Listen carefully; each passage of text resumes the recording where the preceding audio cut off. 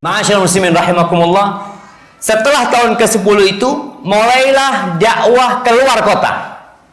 Kalau sebelumnya dakwah itu cuma di dalam kota, setelah tahun ke-10 dakwah keluar kota. Kemana Nabi SAW? Ke Taif.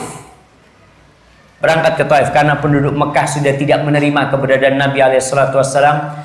Ini setelah menikah dengan Saudah. Disebut oleh para ulama, Nabi berangkat ke Taif itu pada bulan Syawal.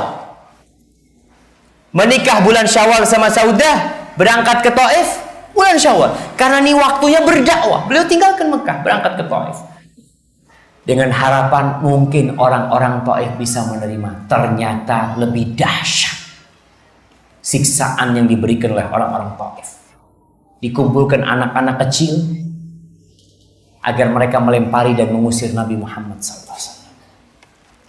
Nabi pulang dari Taif. Di tengah jalan Allah kirim sebagian bangsa jin yang masuk Islam. Seperti di surat Al-Ahqaf ayat 29 sampai 31. Ayat 31 jemaah. Allah ceritakan tentang bagaimana masuk Islamnya jin. Allah ingin menghibur Nabi SAW. Manusia nggak masuk Islam, ya udah. Kewajibanmu cuma menyampaikan jin masuk Islam. Masya Allah. Di sini surah mengatakan dakwahnya nggak sia-sia. Keberangkatan beliau ke Taif nggak sia-sia. Ternyata jin masuk Islam. Dan di tengah jalan, dalam kondisi beliau menunduk, tampak hina ketika diusir dari Taif, Allah kirim Jibril bersama malaikat penunggu gunung. Malaikat itu mengatakan, Malakul Jabal, yang mengatakan, ya Muhammad in syi'ta an udbiq alaihimul akhsyabain.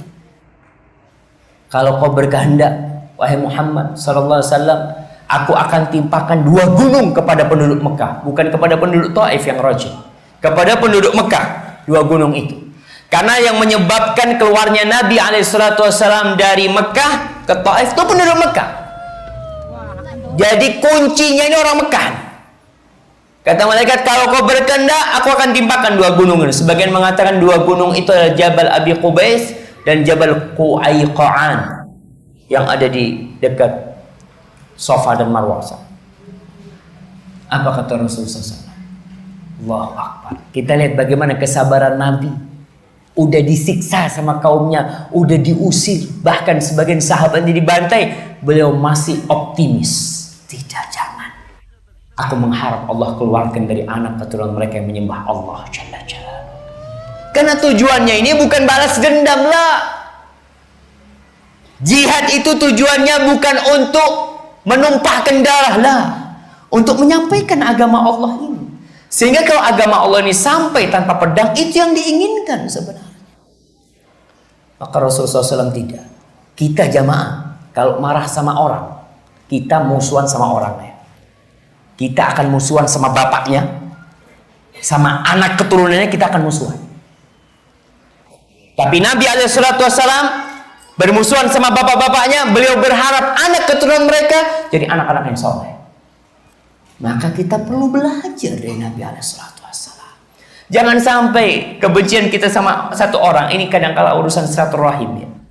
Orang kalau satu kerabat kadang-kala ada masalah, itu sama keponaannya nggak nyapa, keponaannya sama aminnya nggak nyapa. Padahal yang ada masalah bapak sama bapak. Tapi sampai anak keturunannya, na'udzubillah. Belajar, kita harus sabar ketika bergaul dengan manusia.